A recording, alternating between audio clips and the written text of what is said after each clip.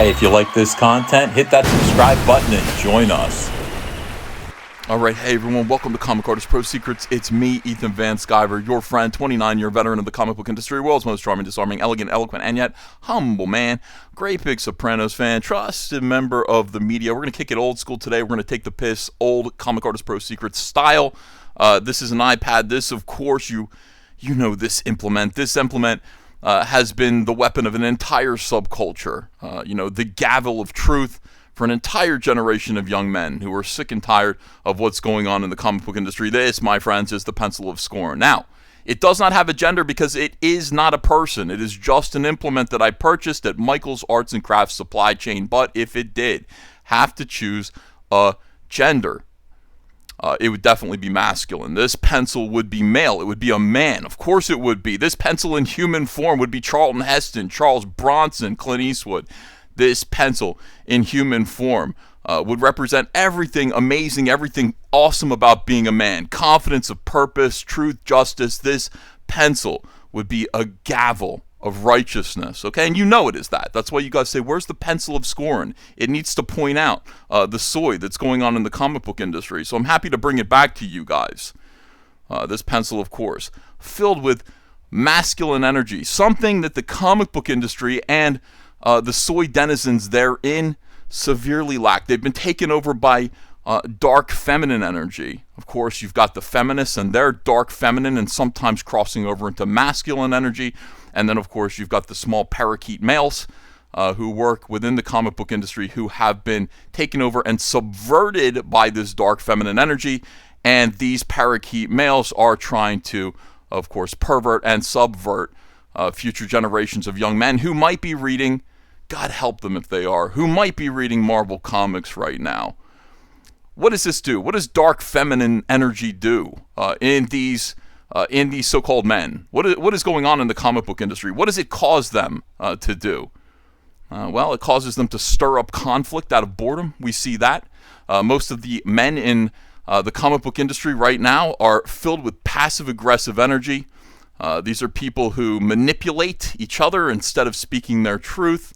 And these are people who look for attention with immature outbursts and tantrums.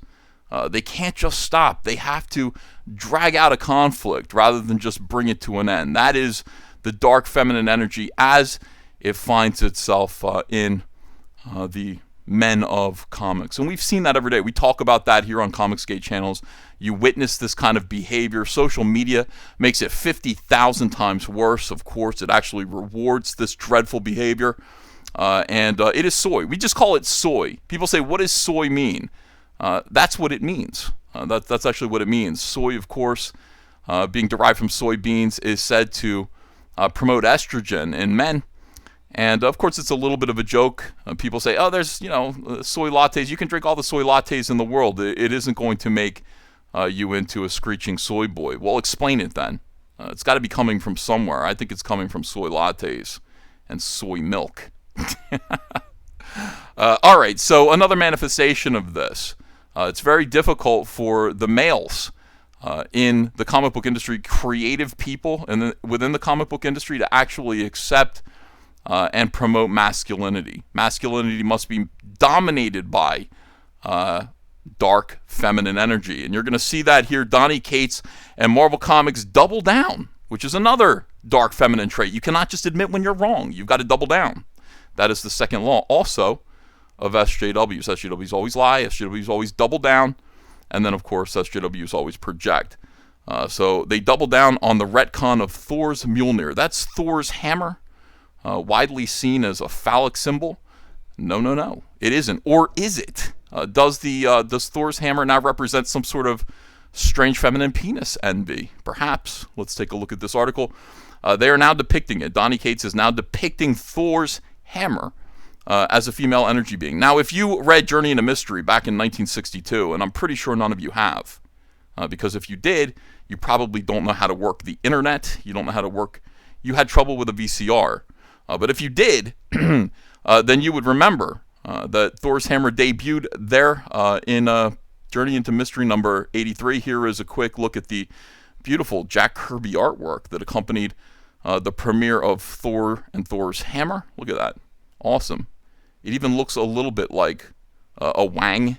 He's holding it. He's like, yes, this is my scepter of truth. Yeah, it is shaped a little bit like a penis. Of course it is. Don't focus too much on that, but it is the implement by which I will be transformed from a weakling into a man, into a gigantic god, the god of thunder, and I will promote truth, justice. I will defeat foes directly. This hammer is not female energy. Of course it isn't. How could it be? This hammer does not fake an orgasm. This hammer does not lack confidence. It isn't clingy. It doesn't use sex to control other people. This hammer is not a drama queen, or is it? He didn't know it was back then. This hammer is masculine energy. It is righteousness. It is direct in its thinking process. It is direct in its solutions. What is its solution? Blunt force trauma. That is its solution. Violence is the answer to everything, and that is what a hammer would suggest. Okay, very good. Now, hammer, of course, before Twitter was even around, this hammer was using pronouns, and we appreciate it. Not because we needed to know that the hammer itself had a gender. Of course it didn't. But it actually promoted who could use it, who it was meant to be used by. Whosoever holds this hammer, if he, see the pronoun there? He, him. You would put a slash here, him. If he, him, be worthy, shall possess the power of Thor. It doesn't do that because he is enough. Doesn't need him. We know that him, of course, is the other usage of he. So very good. As we scroll down, we see more of the origin of Thor's mighty hammer, Mjolnir. Now, somewhere along the way, somewhere around 2016, somewhere around 2017, soy boys subverted the story, the purpose, the metaphor, the analogy behind Thor's hammer, which, of course, a mighty phallic symbol it was meant to be. And they actually changed the gender. This is cheating. This is changing the rules. You can't just write an S here and then expect us to buy into it. The hammer was very clear. Stan Lee made it very clear that this hammer was only meant to be held by a he. By a he. You got to respect this hammer's pronouns. I don't understand why this hammer's pronouns were being disrespected by Jason Aaron. And behold, we have female Thor here. Female Thor was born of Jason Aaron's ideas here, his concepts. This was basically a way of just annoying people, I'm pretty sure. Jason Aaron, by all accounts, though, told a very good story with female Thor. Very good story indeed. People did like female Thor, and very few people replaced the T in the name Thor with a W. Even fewer thought to add an E at the end. And if they had, I would have disavowed them. There'd be no reason for that. So here we go. We have feminized this masculine hero, this avatar of masculine righteousness, somebody for boys to look up to, and we've changed Thor now into a mommy. Okay, Thor himself is now a mommy figure. Protect us, mommy. That is what Thor has become. Protect us, mommy, please. We have now taken the burden of what men are supposed to do, which is to protect others, of course, protect our families, protect society, and we have taken it off our shoulders, metaphorically speaking, according to this comic book, and according to much of the dark feminine energy that has perverted and subverted the mainstream comic book industry. And we have placed that burden onto the shoulders, the very narrow shoulders of women, while depicting them as big, gigantic beastesses. Meanwhile, we sip our soy lattes, we grow out our beards into unscraggly dimensions, and we discover fashion and wear dark problem spectacles, and then act catty and abusive to other men on the internet. That is where we are right now. So, Lady Thor, please help us. But it gets even worse. Jason Aaron hands off the mighty Thor to another spiritual brother, Donny Cates. Donny Cates, who once guest appeared on this program. Remember that? And Donny Cates is here to reveal that not only was Thor all but recently a woman, Thor is a man again. That's good.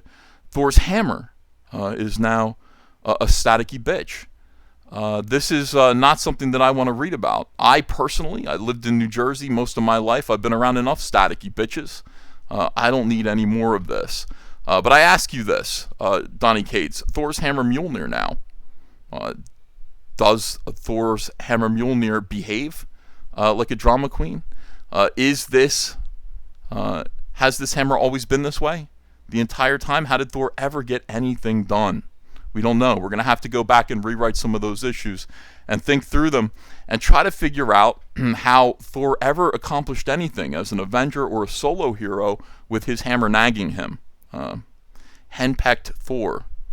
Alright, so not only does it take the shape of a woman, but it's been going across the stars, destroying everything in its path. Typical woman. And here we have, it looks like...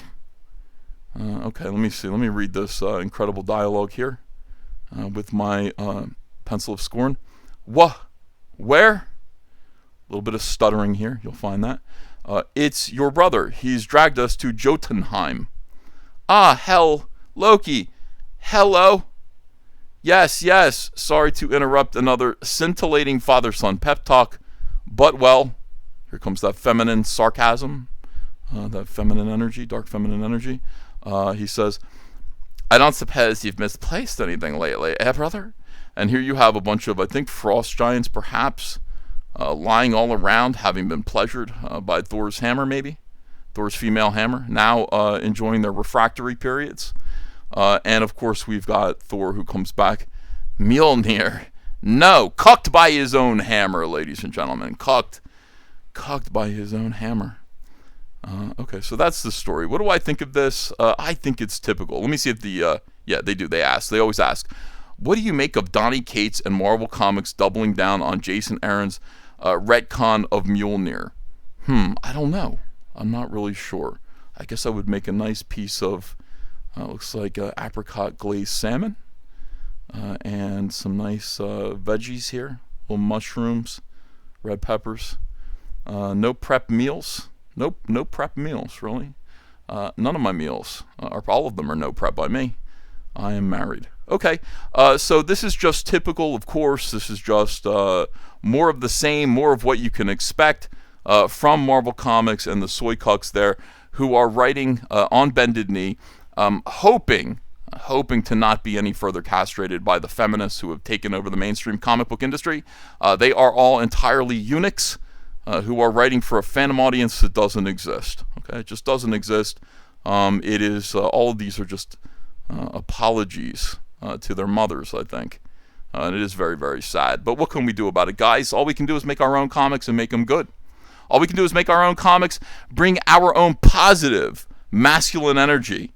Okay, that is what we need to do. Strength of body, largeness of mind and stomach, clarity of focus, generosity of heart, strength of purpose.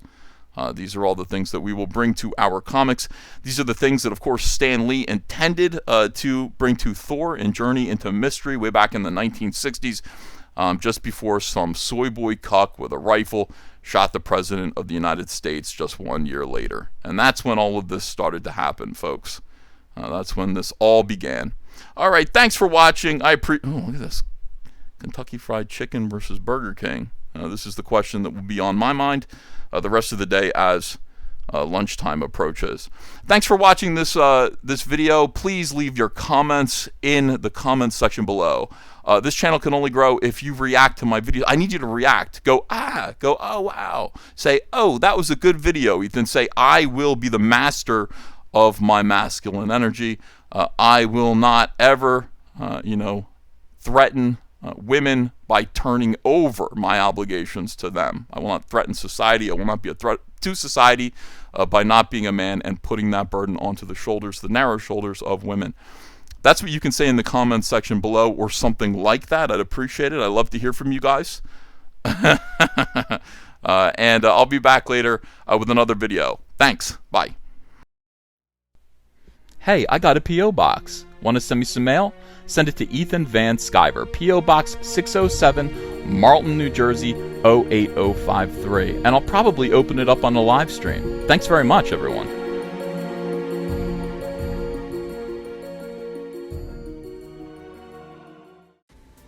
Hey, you want to follow me on Twitter? Are you sure? Well, if so, I'm at Ethan Van Sciver. That's at Ethan Van Sciver. See you there.